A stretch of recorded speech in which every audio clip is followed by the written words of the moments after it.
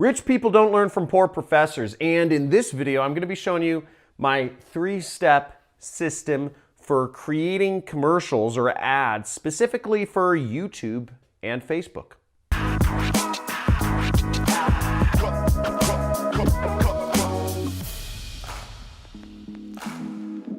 So here in my ski chalet, I'm going to show you my 3 steps to creating a commercial for YouTube or Facebook advertising specifically. Sorry, I'm making fun of Ty Lopez, but seriously, here's the 3 steps that I do to create ads for YouTube. I spend just hundreds of thousands and millions of dollars between YouTube and Facebook advertising my products and other people's products and services as an affiliate marketer. Now, the 3 steps are simple. It's HSE, and I'm going to be going through each of these. So first, you want a hook, okay? That's the first thing, a hook, or what's also known as a pattern interrupt. Now, when I started this video, what I said was, rich people don't learn from poor professors. That's kind of like, I don't know, it's kind of like a new statement. In one of my other ads, I said, Jesus won't teach you how to be rich. And you want to basically tie together 2 different things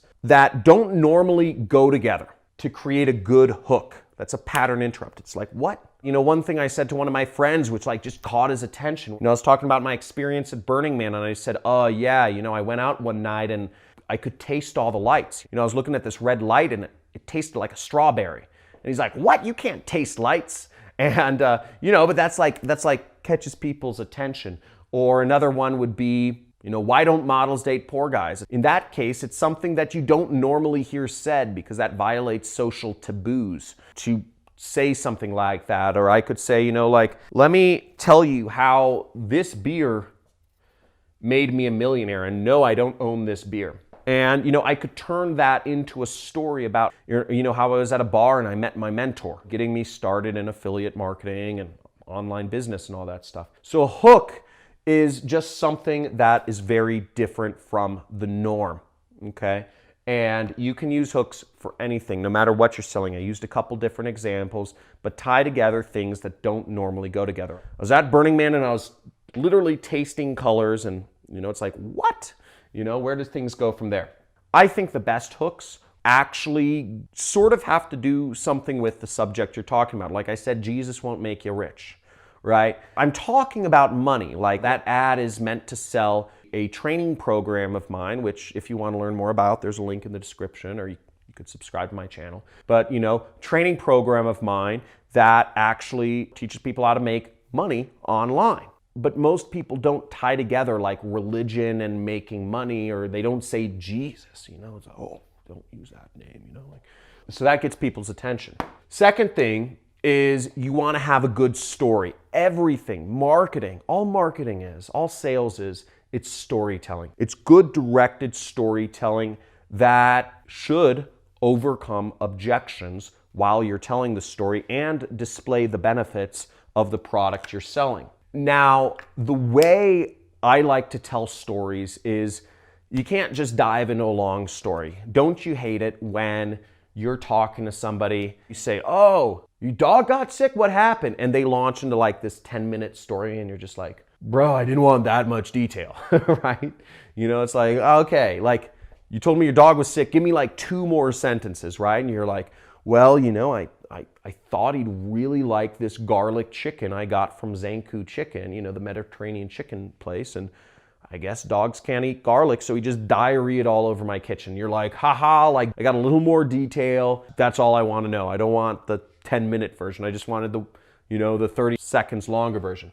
Now, after those 2 sentences, if they were to say, he diarrheaed all over the kitchen, really? Like, what'd you do next? They're giving you permission to go into a little bit of a longer story, right? I'm going to spare you the detail about what happened to my dog. But the point is, they give you permission to go into longer detail. So you told them 1 sentence, get into my formula. Told them 2 sentences, told them 4 sentences. And then what I like to do, let's say I tell the 4-sentence story, what you can do with a story, let's say that's about it, right? We're talking for a good YouTube or Facebook commercial. What you're talking about is you're talking about 2 to 3 minutes. Okay. Now on YouTube, you can go longer. You can go like 10 minutes. I say longer the better. But 2 to 3 minutes is a good baseline. Okay. Don't do it shorter. You're leaving money on the table.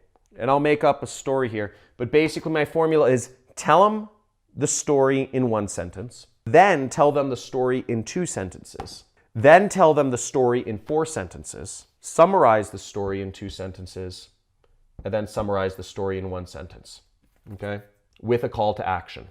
And with both of these, you have what I call a CTA, meaning you're telling them what you want them to do.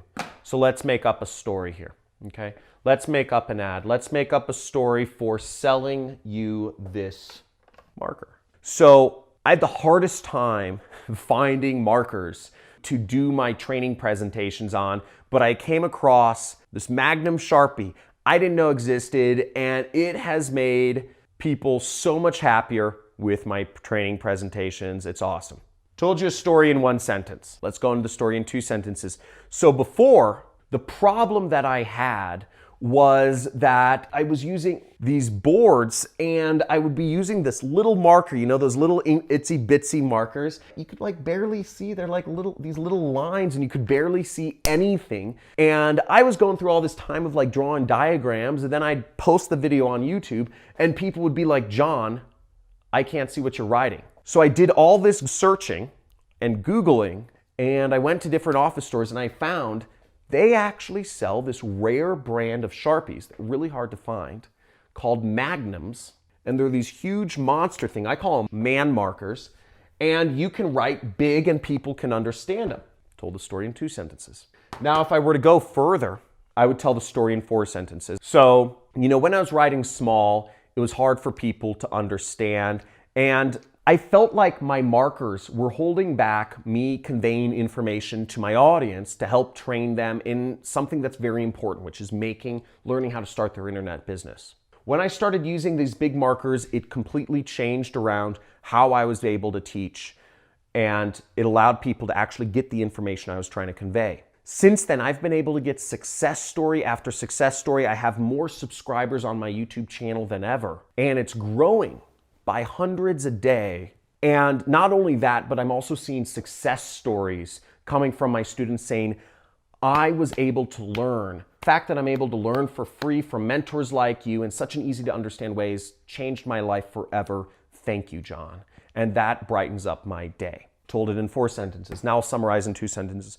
So if you want to learn not only how you can use a better marker, but if you want to learn how to train better, I suggest you subscribe to my channel and check out the videos. Then I'll summarize in 1 sentence. Subscribe to my channel and you'll get more easy to understand diagrams and information and training of how to start your online business. So I just told a big story there. Sorry for the long-windedness, but that was 10 sentences, okay? That would be a 2 to 3 minute ad if I was to chunk that down. You can follow the same format to tell any story. Use a hook and tell a story like that, and you can convey a message with a strong call to action that makes sense. 1, 2, 4, 2, 1.